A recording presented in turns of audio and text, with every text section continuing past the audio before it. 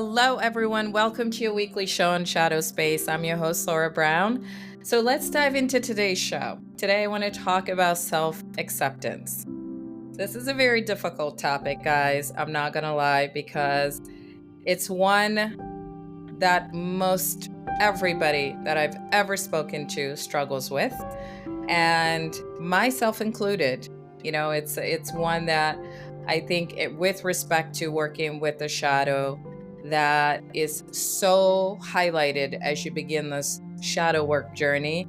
And I think also one of the biggest benefits of working through the shadow, because it helps us see clearly the areas of ourselves that we don't fully accept, the areas of ourselves that we're not integrating, or the areas of ourselves that we're rejecting, denying, hiding. You guys know the drill. And so I wanted to spend some time and talk about self-acceptance and the importance of doing the shadow work, and also the importance of integrating the shadow to help us come to a level of self-acceptance. And I say a level because, in my perspective, self-acceptance is truly, truly a journey all on its own. Because when we come to that level of oneness and wholeness within ourselves, in my perspective, that is when we can find inner peace. This is where, you often see people meditating, or at least for me, this is where I see, the monks who meditate, or, just the yogic out there who meditate, who sometimes levitate. This is where I see like that level of peace come over them, where I'm always like in awe of, and I'm always like wondering, how do you achieve that? How do you get to a place like that? And so I think it's a very fair question, especially if you've struggled so much about, your in your relationships, in your life in general. I think it's, just an area that is really worth spending time on. So let's talk about self-acceptance in general. Like, what does that even mean? What does that look like? And what does that, how can we practice, coming into self-acceptance? So self-acceptance to me is really just learning to accept all parts of who you are, the positives and the negatives, right? So all the things we love about ourselves, the things that we promote outwardly, our personality, the things that we're so proud of to showcase, right? And also to openly share with the world. That those are the things that we deem are acceptable to the world. These are the things that we deem we can find a sense of belonging around. So these are some of the things that we're extremely proud of, our traits and attributes.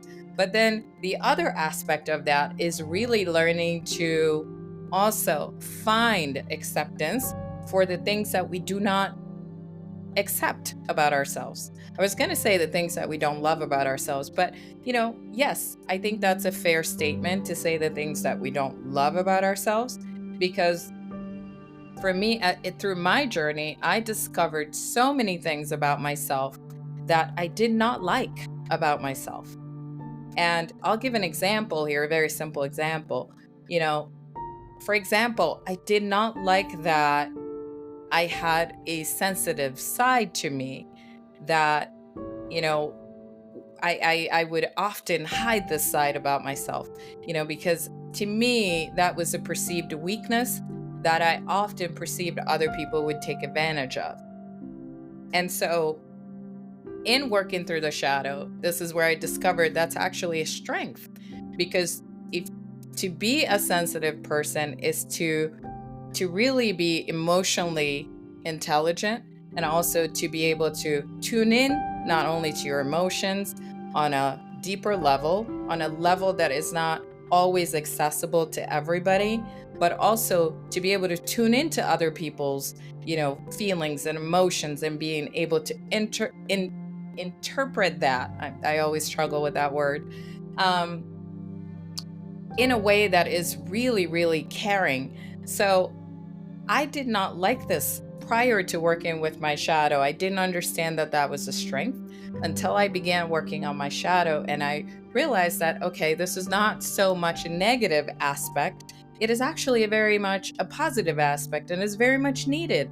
And so I think this is the importance of learning to work through these attributes of yourself as you are working through the shadow and doing the shadow work, because you learn to gain different perspectives on things that you may have perceived wrong all along about yourself.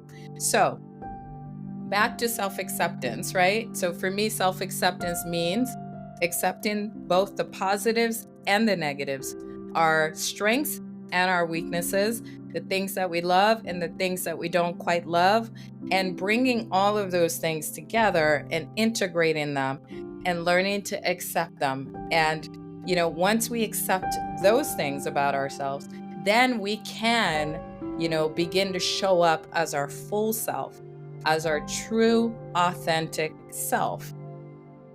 Our true nature then gets revealed to the world. And, we learn to let go then of the fears, of the walls that we have built around ourselves that, are that prevent us from showing up in our true nature. So we put down these walls, and we feel empowered to show up as our true authentic self in the world. And we no longer hold these fears of being rejected or judged or misjudged, or the fears of not belonging. So to me, self-acceptance is learning to integrate both the aspects of what I call often our duality, the light and the dark, right? The light and the shadow aspects of ourselves, and bringing those two things in alignment so that we can become our true self and we can come into oneness with ourselves. And also, the important thing about self-acceptance is we look at ourselves differently when we arrive at this space. We begin to see our worth. We become worthy of who we truly are. And so, all this being said, it's a very difficult process. I'm not going to sit here and say that it is easy, because this is an active, it's an active area of my life that I really put a lot of great emphasis on and a lot of great focus on. Because when you don't accept yourself, then you look outwardly everywhere else outside of yourself to find that sense of belonging, the missing pieces that you think you don't possess, or the things that you reject about yourself and that you keep, hidden. You start looking for these things in all the wrong places, wrong relationships, wrong, environments, wrong situations and circumstances. You start to reach outside of yourself to try to gain some of that and bring that over to you. And these things are not always in your best interest, right? This is how sometimes we may even find ourselves in the wrong relationships, whether they're romantic or friendships. I've had my fair share of experiences in relationships that has not been easy at all to navigate in my life. Relationships that came into my life that actually showed me areas of myself that I needed to work on. So most of these relationships served as lessons for me instead of, relationships that were smooth sailing, which, hey, I am super grateful for, because through that I have learned, right, to work on myself and to really address these areas of myself that I wasn't quite aware of. And this is also where I bring in the shadow work aspect of this conversation. This is where it's important to do the shadow work, because the things that you are not aware of, you tend to repeat and recreate in your life unconsciously. The same patterns, the same cycles, the same relationships, the same lessons keep repeating over and over and over again, until we realize that we needed take a hard stop and take a deeper look within ourselves to really begin to work in these areas of ourselves. So, back to self acceptance, right? So, how can we come to a level of self acceptance? So I was talking to a client the other day, and this is really a difficult question to address because it is all very much a personal process and very much a personal journey for each and every one of us. For me, it took me a lot of lessons to begin to work on myself. And as you guys have probably heard me say in my previous episodes, I was really led and guided on this journey. It wasn't something that I willingly decided to do, right? My healing journey did not begin because I decided one day I wanted to get on a healing journey or I wanted to work on, these aspects of myself. I was very much guided to it. And once I was guided to it, I was really open to the process. And so I began working on myself. And so for me, how I began working on in these areas of myself was, because of the repeated patterns I was, engaging with in my life unconsciously. The lessons I was learning through that, the negative cycles that I wasn't aware of.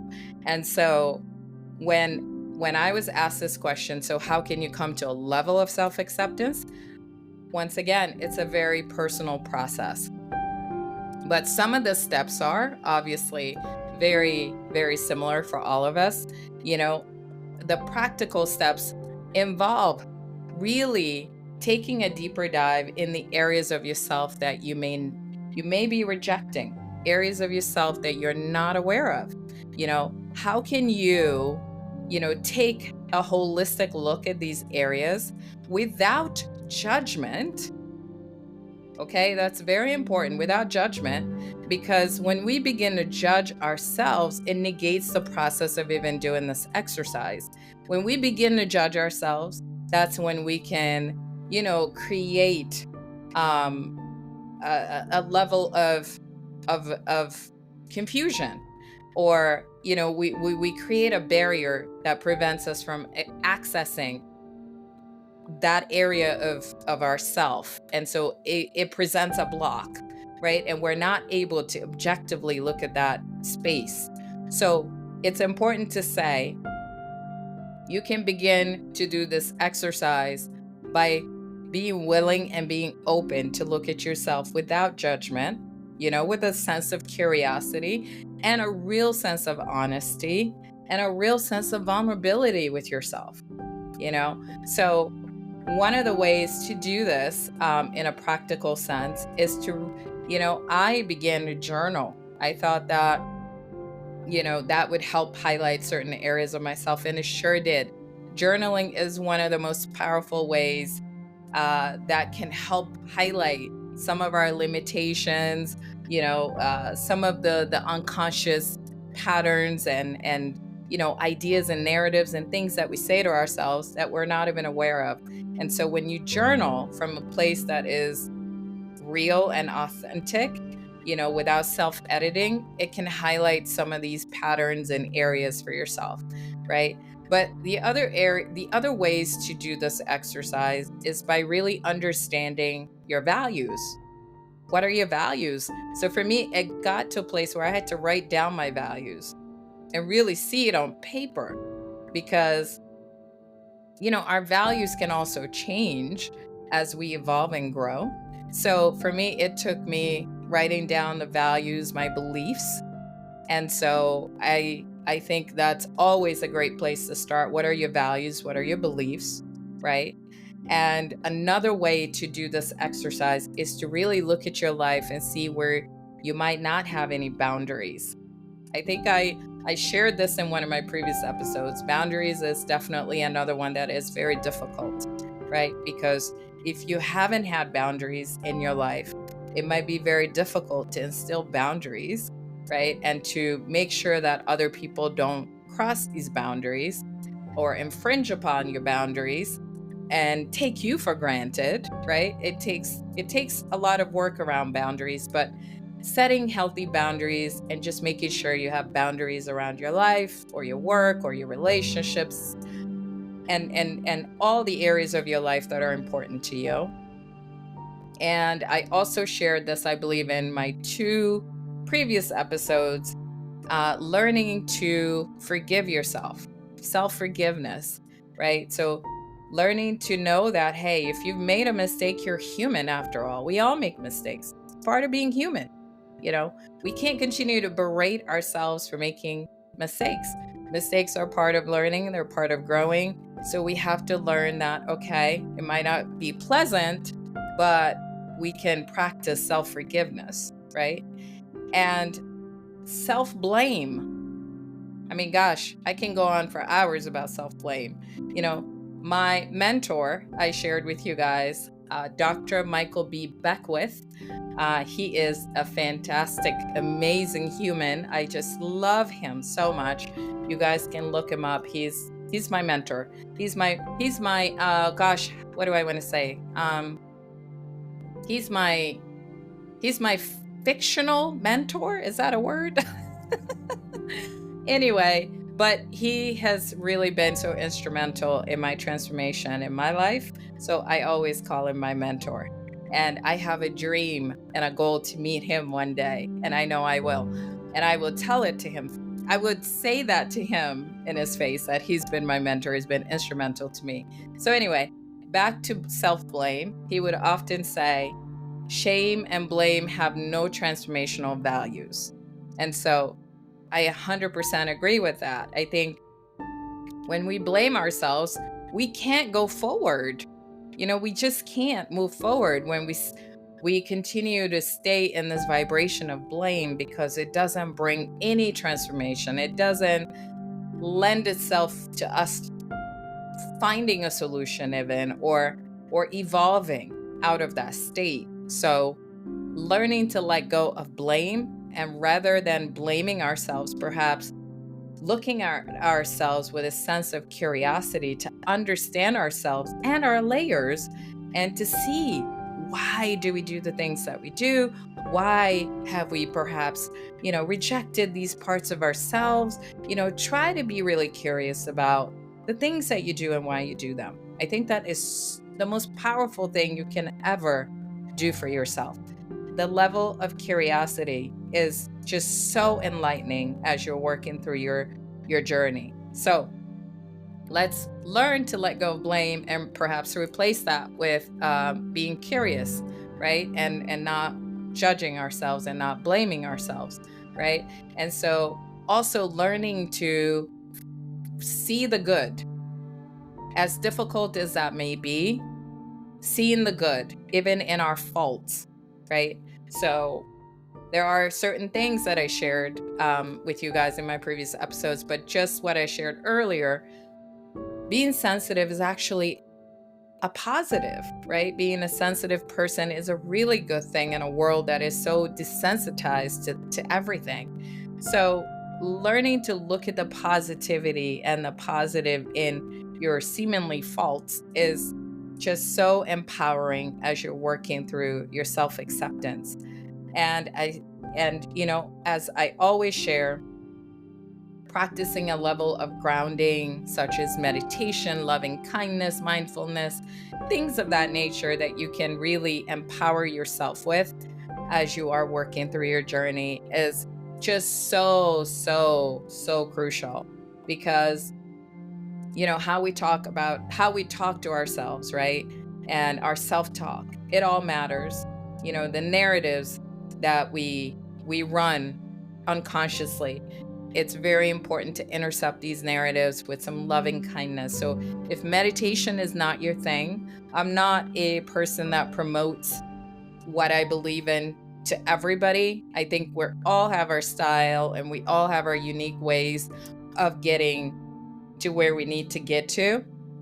I often joke and say there's many ways to get from point A to point B, right? There's many roads, many avenues, many ways. So if meditation is not your thing, please don't force yourself to meditate, because then that defeats the whole purpose of meditation. But perhaps, practicing some mindfulness might be helpful. and really watching your self-talk and watching, some of these, things that you say about yourself that may not be contributing to your benefit, right? So these are some of the practical ways you can begin to really work on coming to a level of self-acceptance. But beyond all of this, I think, in my perspective, the most powerful way to come to self acceptance is to continue to work through your shadow. Continue to commit to working through your shadow. Discover the areas that are hidden from you. Discover the areas that are perhaps even painful. Discover the areas that are holding you back. Discover the areas that are, hindering you from moving forward in life. Discover the areas that you don't like and try to understand why. Try to understand where it's rooted for you, right? Try to get as much information without being judgmental. Because what I find is that, instead of learning to integrate these parts of ourselves, we often look outward and compare ourselves to everybody else, myself included, guilty as charged here.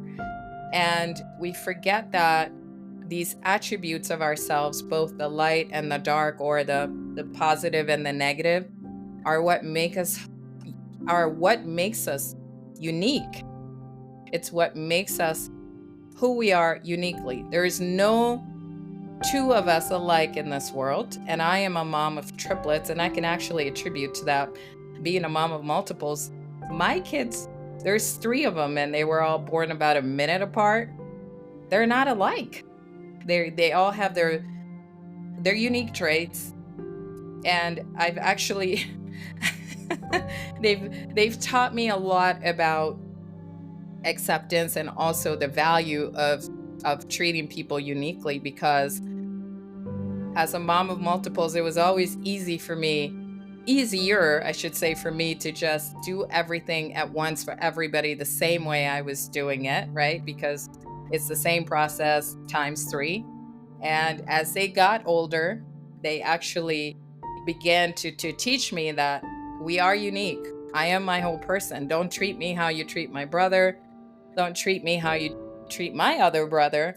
I want this. I don't want that. And so this is what kind of even woke me up to the idea of our uniqueness in this world, because how amazing is it that you have 3 individuals that are born about a minute apart, literally triplets, and they have the same DNA, and everything. 2 are actually identical, and 1 is fraternal. And, even the identical twins, we call them the twins, they don't even behave or act the same way. They're so different. They do all look alike. So when you look at them, they're triplets, but they all behave differently, and they're also unique in their own way. So I've gained so much appreciation by raising them as their mom and understanding the uniqueness of who we are. So again, going back to self-acceptance and integrating these aspects of ourselves, it's so important to know that all of these, the pluses and the minuses, the positives and the negatives, are what make us unique and complete and whole in this world. We can't duplicate who we are, because all of these aspects of ourselves are what makes us who we are.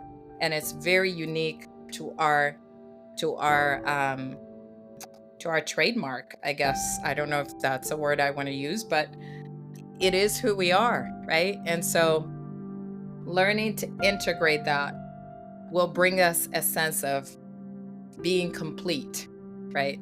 Also, in my perspective, once we learn to do that, this is how we can come to that inner peace that I know is so, so important, and that most of us are really looking for, or searching for, or wishing for, or hoping for, and this is why I said in my show earlier that when I look at monks meditating, or yogic practitioners meditating, and you see that sense of peace that is washes over their face. This is what I imagine it to be. I imagine it to be that they have been able to integrate all these aspects of themselves, and that they find peace in being who they are. They find peace in their own being. And so I encourage you guys to really continue to practice, using all the practical steps that are important to you guys and that are, that resonate with you guys. I shared a few on my show. If any of those resonate with you guys, feel free to try. But it's so important to have things to practice, to put in practice things that resonate with us, not necessarily everything that everybody shares. At least in my perspective, this is what I find to be very useful and helpful to all of us on our journey. So I encourage you guys to really try different things and to see what works. But the biggest takeaway here for me to share is that self-acceptance is a process. It's an ever-evolving process. So if you don't find that you are there yet, give yourself grace, right? Give yourself compassion. Know that you are on a journey, in a process that will eventually lead you there. But it's really important not to beat up on yourself, or to not blame yourself, or to not judge yourself for not being who you want to be, because who you are is already complete, it's whole, it's beautiful, it's unique. And the difficulty is really coming to that understanding and acceptance, right? Because we are wired this way because of so many things that may have happened to us along our journey. Maybe either through our childhood, how we were raised, or some of the difficult things that have happened to us in our life, right? Some of the wounding that we still carry. We learned to adapt and cope to the best of our abilities. And I believe that's what that's what makes us disown certain parts of ourselves. But like I always say, we can't fix what we don't know.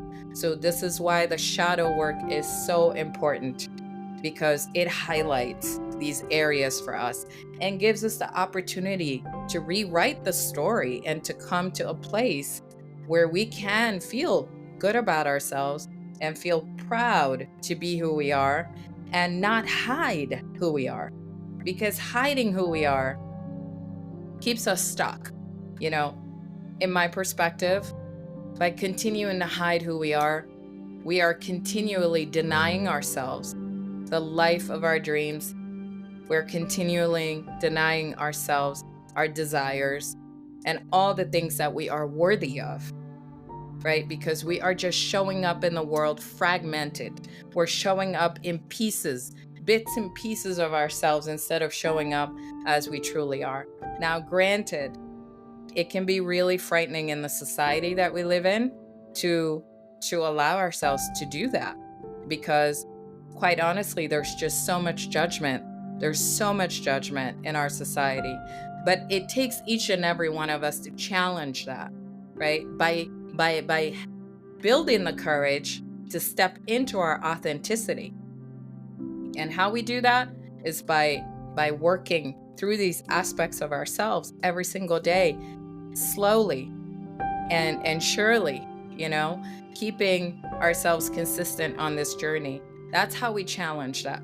Because the more we do these exercises, the more it gives us the opportunity to come into alignment with who we truly are, who we were always meant to be, and therefore we can show up as our true self, in our true nature, in this world, and challenge that societal norm that always judges people for being who they are, right? So it takes each and every one of us to do this work individually, but also collectively. When we do this work, we become a lot more powerful together, and we can really create a whole new society and a whole new world where this is possible for everybody. This is my dream in this life. It's my dream. I really would love to see a world where everybody can be who they truly are and not show up fragmented and not just show pieces of themselves, because this is also how we hurt, and this is how we hurt ourselves, and we also hurt others. Because if we can't stand in our truth, then we're just masking our truth, and we're just showing up without being authentic. And this is how we hurt people in relationships and in situations. So I really encourage you guys to continue on your path and to really continue to seek the guidance that you need. And if you need any support, I am available to you guys. Feel free to reach out to me on my website at shadowspacehealing.com. I am on all socials, Instagram and TikTok at Shadowspace Healing. And I look forward to catching you guys again on my next episode and very soon. All right, guys, have a fantastic weekend. I'll see you soon. Bye.